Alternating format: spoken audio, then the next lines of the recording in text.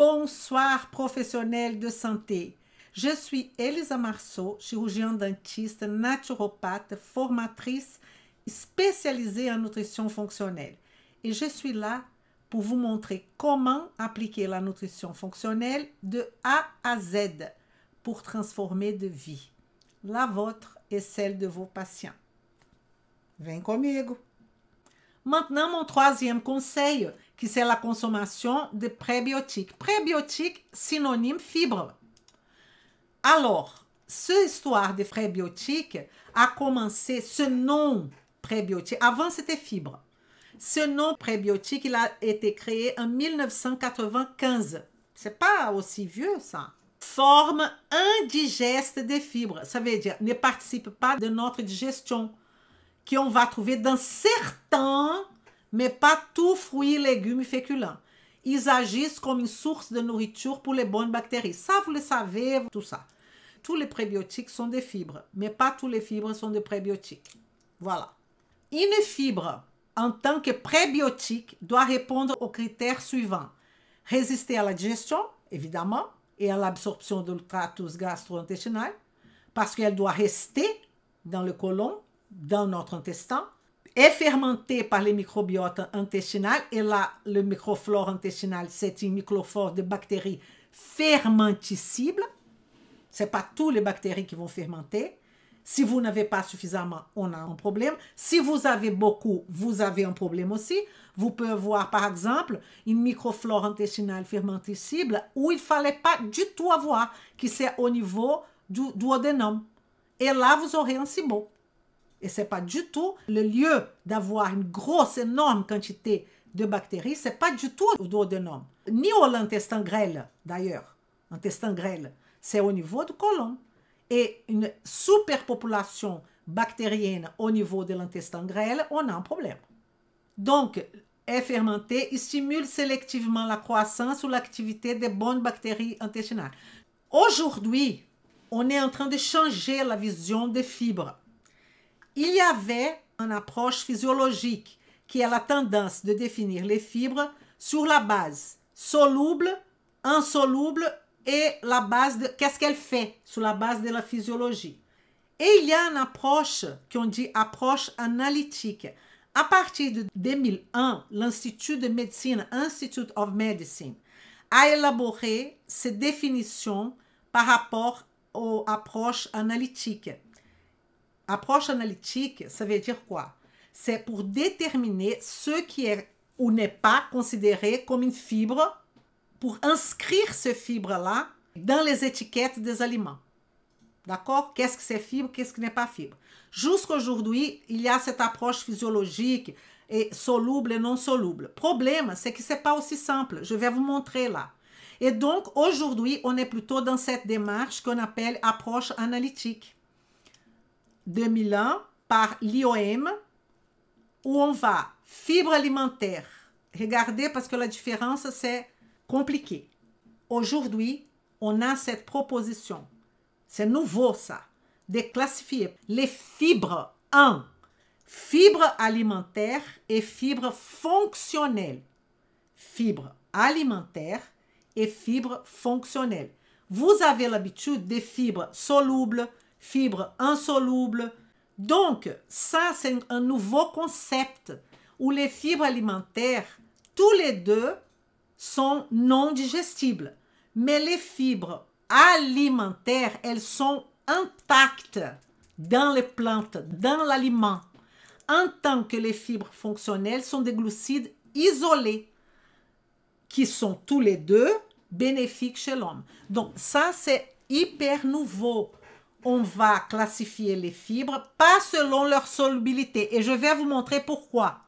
Mais on va faire fibres alimentaires, font partie de l'aliment intact de la plante, et fibres fonctionnelles, qui sont des glucides isolés. Maintenant, ces définitions qui viennent de 2001, de l'IOM, reconnaissent la diversité des glucides non digestibles dans l'approvisionnement alimentaire. Écoutez, fibres solubles et insolubles sont encore utilisées dans l'étiquetage nutritionnel. Mais on a un problème de cette histoire de soluble et insoluble. Et je vais la présenter tout de suite.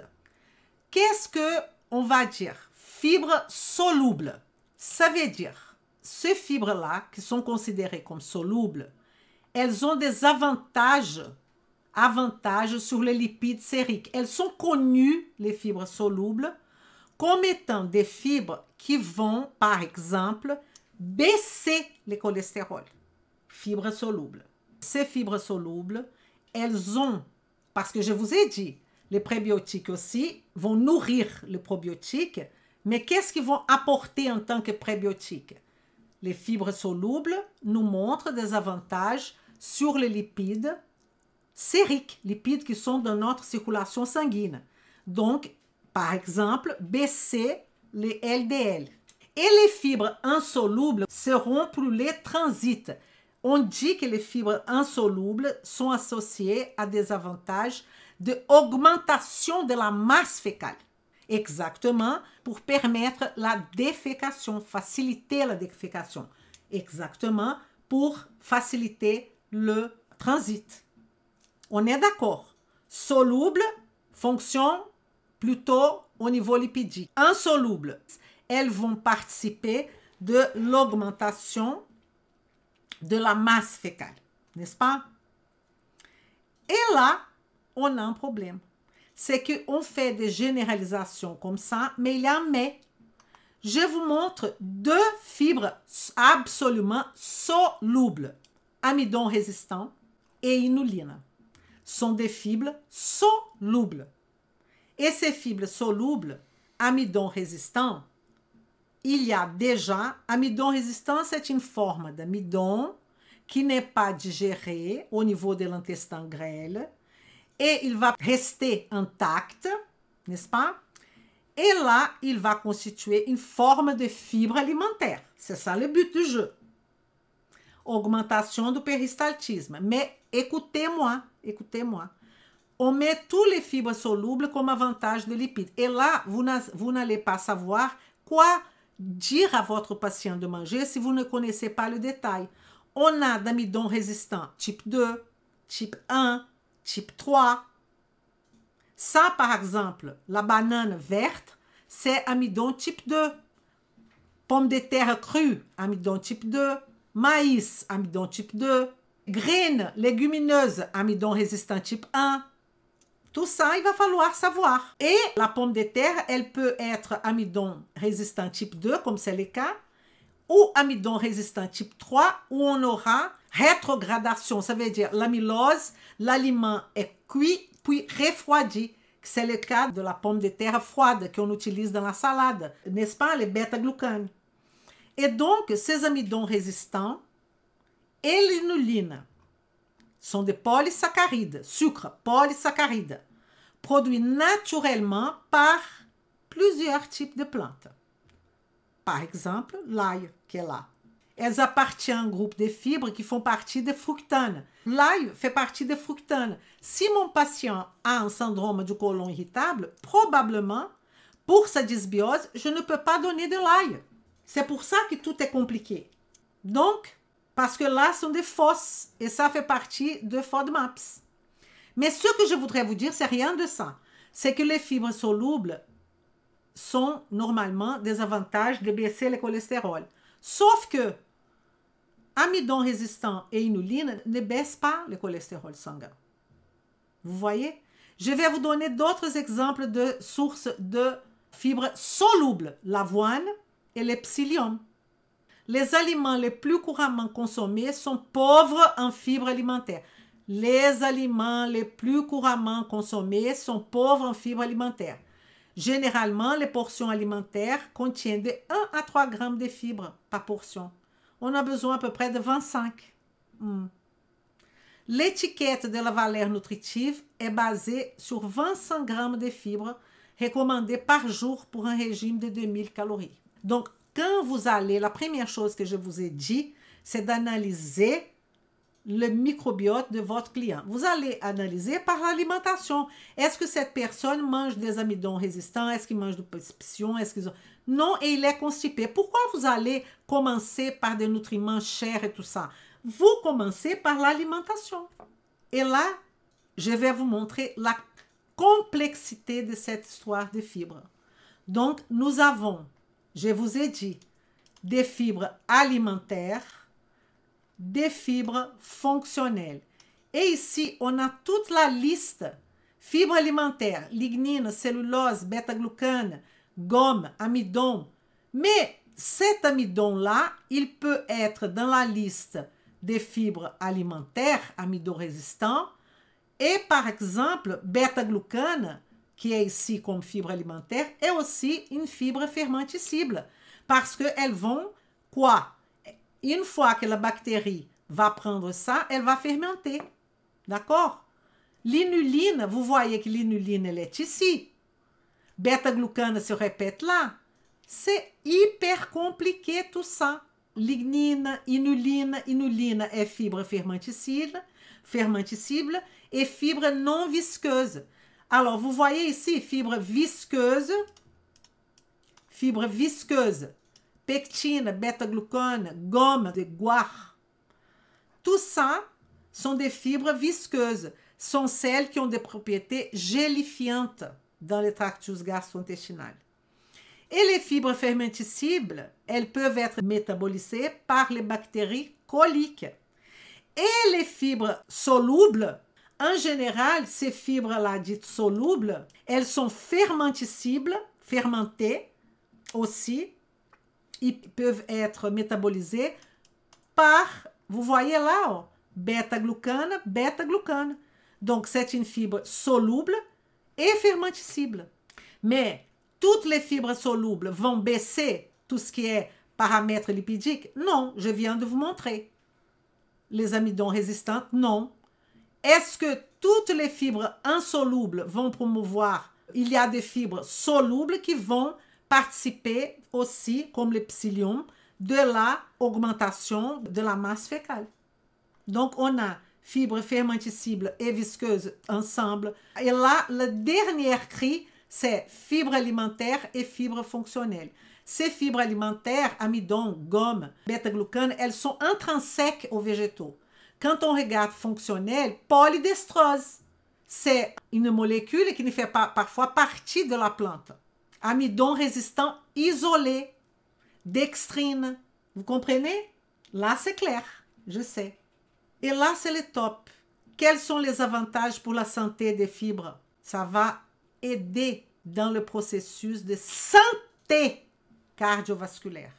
Ça, je l'ai laissé comme ça parce que c'est un article. Mais nous, on parle de participer de la santé cardiovasculaire. 14 grammes de fibres par 1000 kilocalories. On ne mesure pas les calories du patient. On ne mesure pas. Réduction de lipoprotéines, réduction du niveau de protéines C réactives, inflammation, ApoB100, ApoB48, réduire la pression artérielle. Mais je vous ai dit, ce n'est pas tous les fibres hydrosolubles qui sont dans ce contexte cardiovasculaire. Je vous ai donné quand même un petit peu la liste. Bêta-glucane, psyllium, pectine et gomme d'aguar pour vous aider. Là, on va parler de santé du pancréas, santé pancréatique. Ça, c'est le texte qui dit. Mais je préfère parler de santé pancréatique. Atténuer les taux d'absorption du glucose, empêcher la prise de poids, augmenter la charge des nutriments. Encore des fibres insolubles. Maintenant, des fibres insolubles. Plus de 17 grammes. Mais, on a un problème. Il y a une étude qui a présenté des incohérences. Vous voyez, tout est très nouveau. Ils ont fait 5 semaines de bêta-glucane, d'avoine, 100 grammes, ont réduit les réponses glycémiques. Et là, on a bêta-glucane et avoine, c'est soluble déjà. En utilisant 100 grammes, elles ont significativement réduit les réponses glycémiques et insuliniques postprandiales. Est-ce que vous comprenez? Je suis en train de dire que normalement, ce sont des fibres insolubles. Et ils ont fait une expérience pendant 1 mois et 1 semaine qu'ils ont donné 5 grammes et après ils ont mesuré le niveau de LDL de gens. Donc, ils ont utilisé bêta-glucane, d'orge. Tout ça, c'est soluble, hydrosoluble. Mais on dit que ça a joué dans le contrôle glycémique. Tandis que 5 semaines de bêta-glucane, 5 ou 10 grammes, ne le font pas. Donc, 5 semaines de bêta-glucane d'avoine, écoutez bien, a marché. 5 semaines de bêta-glucane d'orge, ça n'a pas marché. Donc, je ne suis pas là que pour vous donner des solutions. Je suis là pour vous montrer que les choses ne sont pas aussi simples qu'on paraît être. Et on a des fibres insolubles qui peuvent jouer dans la solubilité, comme si elles étaient solubles et vice-versa. Mais ce n'est pas que ça les avantages des fibres. Et là, il faut faire le cours parce qu'on fait des commentaires sur l'obésité, sur les cancers, sur la satiété, sur les effets probiotiques, production d'acides gras de courte chaîne et tout ça. Là, vous voyez, inuline, gomme, psyllium. Vous connaissez tout ça. Banane. Alors, quels sont les effets prébiotiques? Études humaines avec des fibres qui montrent des effets prébiotiques. Études humaines. Ça, c'est hyper important. Donc, vous voyez par exemple que la banane, elle va effectivement améliorer le microbiote. On sait par exemple que psyllium augmente le potentiel prébiotique. On sait que l'inuline, elle est bifidogène. Les prébiotiques servent de nourriture, l'inuline, pour bifidogène, aux bifidobactéries. Conclusion, le rôle des fibres dans la santé va bien au-delà de l'amélioration de la défécation, du transit, parce que je viens de vous montrer au niveau cardiovasculaire, je vais même répéter, au niveau de l'obésité, du cancer, tout ça. Effet probiotique, production des acides gras à courte chaîne. Donc, ça va au-delà de ça et comprend des avantages sur les facteurs de risque de maladies cardiovasculaires, gestion du poids, fonction immunitaire, santé du côlon. Cependant, il est clair que toutes les fibres ne sont pas égales en termes de type et d'étendue des avantages pour la santé. Ça, c'est hyper important. Des caractéristiques telles que la solubilité, la fermentabilité et la viscosité sont déterminants importants de l'effet que la fibre aura sur le corps. Donc ça, c'est très important. Très, très important. Donc, on a parlé de probiotiques, on a parlé de prébiotiques et on a parlé des édulcorants. Il y a énormément d'autres choses à parler vis-à-vis du microbiote, évidemment. Et je vous demande tout de suite de faire mon like. Je ne peux pas oublier ça. Et comme vous êtes là, vous, les nouveaux professionnels de santé qui viennent de me faire cette confiance, au moins de m'écouter, je vous demande de partager. Peut-être vous faites partie d'une communauté de naturopathes, communauté de votre profession de santé. Je vous remercie énormément. Belle soirée e vem comigo. Vem comigo.